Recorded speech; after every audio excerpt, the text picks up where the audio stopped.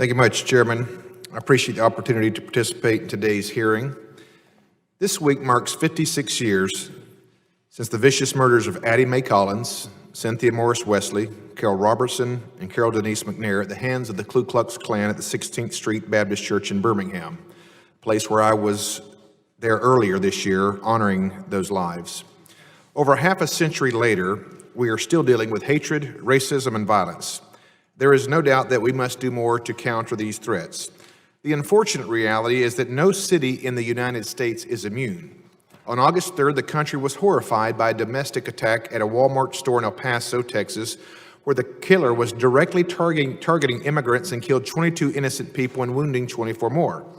The very next day, a young man obsessed with violence and reportedly fueled by drugs carried out a deadly attack on a public street in Dayton, Ohio, killing 9 people and wounding another 27 others.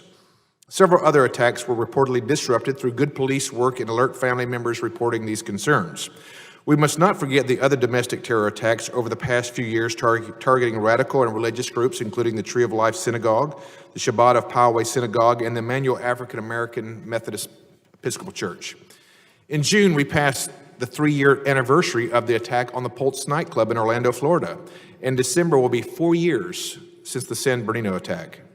Also this past June, at least 11 people were injured during an Antifa rally in Portland, Oregon, and the next month, an adherent to the same ideology targeted a Department of Homeland Security facility in Washington state.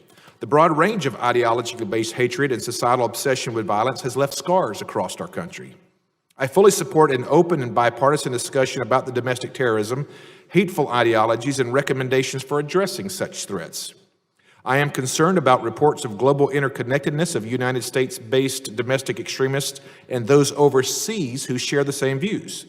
The far-reaching ability of jihadists to inspire and radicalize from their overseas safe havens have resulted in several hundred Americans going overseas to join their ranks or seek to carry out their attack in our homeland.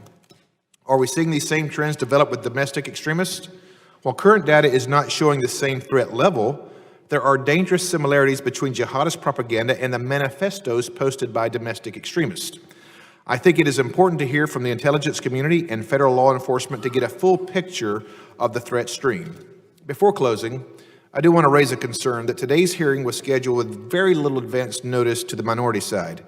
That is not how the Committee on Homeland Security has worked in the past, especially the subcommittee, and I hope this is an anomaly, and going forward, the majority will work in good faith to provide more notice, particularly on hearings and roundtables related to such important things like threats to our homeland. I look forward to the testimony today, and I yield back.